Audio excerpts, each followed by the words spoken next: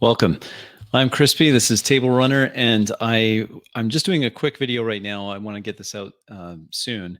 I had a comment on the session 0 video that we posted, wherein we were talking about how we were going to play this Worlds Without Number game, and mentioned in that is our social contract. And I had a question about it. So, Eloy, this video response is for you.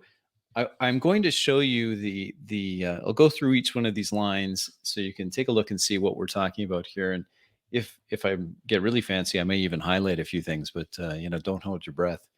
All right, table conventions for Worlds Without Number game. This is something that I created, but it was in conjunction with my players, so it's not something that I'm imposing without feedback from the players. Is what I mean. I think it's important to have this because it makes your game, or it makes my games, I need all the help I can get, makes my games flow better when we're all on the same page, when we all understand what it is we're going to do. None of this is going to be earth shattering, but I still think it's valuable enough that hopefully some of you out there, especially Eloy, this will be of use for you. Starting off with connectivity conventions, this is just so that everyone understands the expectation that you will show your face, that your video will be live, and that your audio is it's understandable, clear enough that we can all understand it. We're not fighting with that side of the technology. The dice conventions, we use a program called Sophie's Dice. It's available for just a few dollars on Steam. And the expectation is that all player dice rolls will be shown on screen. So that's set up, and that includes me. So all dice rolls that can be public, which is in most cases all of them, will be on screen. And of course, I also mentioned here the system that we're going to be using so that players can familiarize themselves with the dice conventions and the systems of that system. So of that game system, excuse me. In character conventions. Now, this is really important because this is going to set the parameters wherein we'll play the game. And I start off with this. This is how I lead it. I say this is an in-character game session. Out of character talking is not permitted. Now, I suppose if you've never played in a game like that, I would have to put another few bullet points here to explain exactly what that is. Because I suspect that some, depending on their background and how they've been interacting with role playing games, they may not think that it's out of character speaking, but I think it's out of character speaking. So I'd have to provide some examples. But in this case, the players are all quite familiar with this style. I'm just making it explicit that this is definitely going to be in character the whole time. Um, Along with that, I make a commitment beforehand to the players that I will not move them. They will have to move themselves. I'm not going to move them. And I'm going to avoid second person narration. Now, what this means is I'm cautious about using descriptions where I'm saying you this, you that, you this. And the reason why is because I don't want to inadvertently, just accidentally fall into moving characters around or that sort of thing. Now, I've already committed that they have autonomy for their characters in terms of movement in the world, position in the world, actions in the world. This is an important distinction because not every game is the same. And in fact, we will likely be changing this social convention, this contract we're using for our final or third. I don't know if it'll be final. It might be final. Our next game session with this. So in this series, we've done two game sessions, and I suspect we'll do a third. It started off with this. Players will narrate failed skill checks, whereas I will narrate successful skill checks. This, when on my template for these contracts, because I made this as a template, I basically have a drop down, so it can change. Players may decide amongst, in conjunction with conversations with me, that they would rather describe their successful attempts, their successful skill checks, and I would describe their failures. So this can go either way. I have a preference for having players describe their failures just because they seem to mess with themselves way more than I would, which is interesting.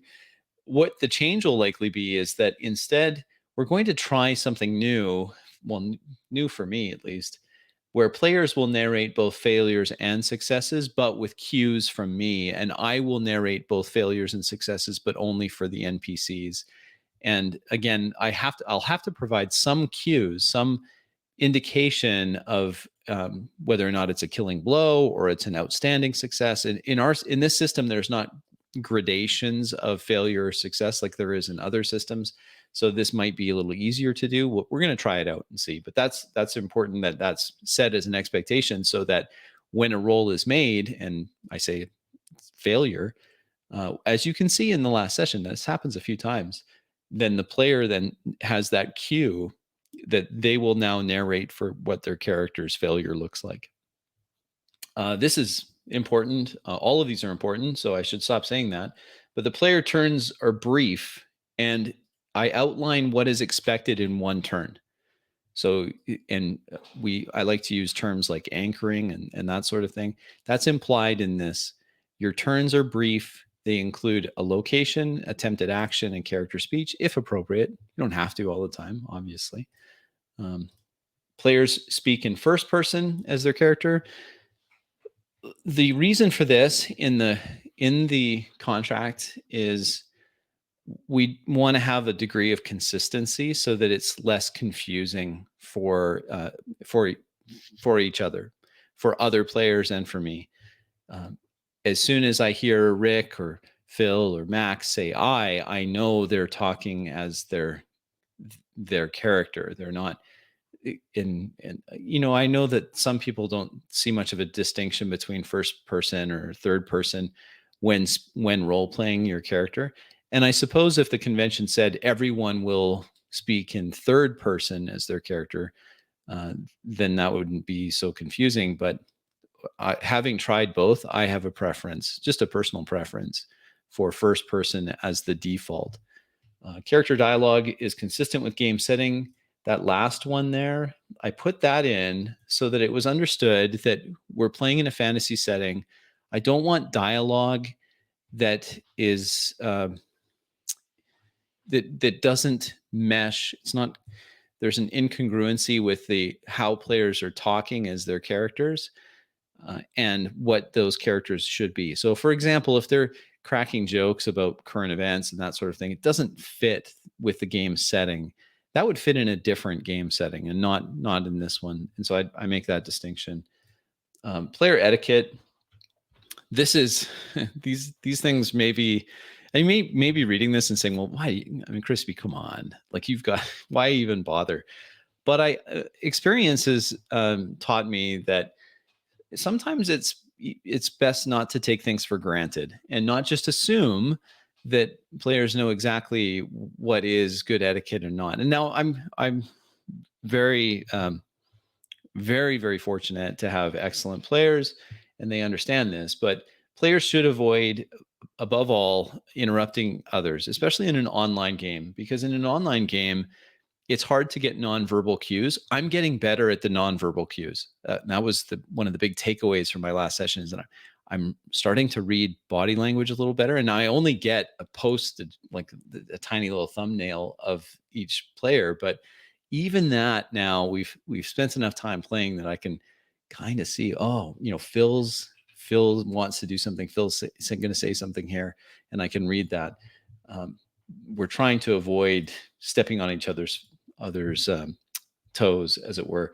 Character versus character is permitted in our games. I'm not a big fan of players using their characters to kill other player characters. However, if you can trust your players and they're mature and they're not going to just go homicidal or become vindictive or something like that, then it is more believable in my mind, depending on the setting, that really the safeties are off. If it made sense with the character's motivations and their temperament, and then maybe there would be some character versus character conflict. So that's permitted in the game. All players are expected to pay close attention to each other at all times. No alt tabbing away. The only way that this style of role play or this game that we're shooting for is going to work is if everyone is engaged at all times. That might mean it for a shorter session, but it's important. No eating during the game. I don't want to see you chewing away. It's distracting. If you need a drink, of course, that's fine. And this is a little different for us because this is something that not a lot of games will explicitly, or tables will explicitly put some parameters around. And that's this 4D element, the co-creation conventions. We spend a lot of time talking about this. How much is allowed? And I put a few things here. This isn't my initial drafts were much more detailed and would give plenty of examples of what would be something that is not going um, to shatter the immersion, to make us pull us right out of it because all of a sudden you've done something crazy and now we all have to accept it. And that we spend a lot of time making sure that we're setting the guardrails of that such that it can be used and is useful and interesting, and allows the game to flow and allows characters to be fully manifested by the players. Here's what I've put: that players can co-create the fictional world, but they should remember these things. The role play experience itself is the reward. Co-creation is not how you just get your win. Oh, like all I need is this, and so thankfully I have that in my back pocket. Wouldn't you know it? Oh, look at that! And that leads to this point here. Player creations are consistent with the setting, the tone, and item scarcity. That item scarcity is important. You can't just you just 4D and look at all this money I have now. I just 4D'd this into existence and now I have it. I'm like, well, that's not going to fly. While a player may say, hey, I know a guy, I have a contact, let me talk to him. The player never controls that non-player character. The player only can control themselves. They could introduce something like Phil did in our first Rising Sands game, where he starts talking about his family, and he does that, and he also creates another warrior there in the village, like his second in command, if you will. I control them. So, and there's we put some limits about it. I don't have it in this contract, but we do have some limits on what you can, excuse me, what you can create in terms of other population in the world. It has to have, if you're creating that link, that NPC, then there has to be a believable and immediate connection with your character. It can't be just some really just, I'll just drop in this guy. We need a fighter. Okay, great. I suddenly know a fighter that no, it has to be something that is that we've talked about in our session 0 in regards to the background of the character. So this is really using, it's not that unusual, I suppose, because what we're doing is we're just using the character's backstory. As skeleton as it may be, we're still using that backstory, but I control the NPCs. And I can alter any creation that a player makes. Player decides that it makes sense, and according to my initial description, because of course I will try to provide helpful and detailed enough narration that players know how their characters can interact with it. But if they decide that they've found something, or they go to whatever it is, I'm in the office and I'm just going to go grab a stapler, that stapler may or may not have staples in it. I can mess with it. It could be broken. I can do that. And there's no contesting that. So if I choose to alter a creation, that's I have the final word on it. Okay. Game setting to be determined collaboratively as a group in the first session. Don't have to really cover that, do I, Eloy? Because you watched that, or some of it. These are the other conventions, and again, this is according to my personal taste. I don't want to be in a role-playing game that has graphic descriptions of sexual acts. So if that ever were to come up, it's going to be a fade to black immediately. I'm just not interested in it, and the players agree. The tone is important because that's going to help players know what type of co-creation makes sense. And certainly it goes back to that character dialogue, which is consistent with game setting. So I gave them some examples of what I was looking for. Tone of this game session would be similar to the following works of fiction. And I listed out a few things there, may or may not be familiar to you, Eloy, but we talked a little bit about that, and it was maybe not all three, but two of the three were familiar to everybody. And I made some slight alterations there. And then I also stated where we would be starting. So we're starting at level 5, not level 1. And I gave some, when I described this to the players so they all knew, I gave justification for it. And then I have this one at the end, and this is just in case a player character goes way off the deep end. And this comes back to my own personal preference. While you've seen perhaps my my gangster game, where they're really not good guys, but they're not homicidal maniac murderers either, because those non-heroic characters are they fall under the aegis of my control.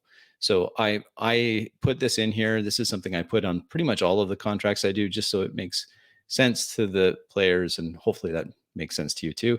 This is the contract that we used, and again, probably going to alter it for our next game a little bit. And I hope that is of some use to you and anyone else who chooses to watch this. And yeah, so they're not all the same, but this is the one that I wrote for this game.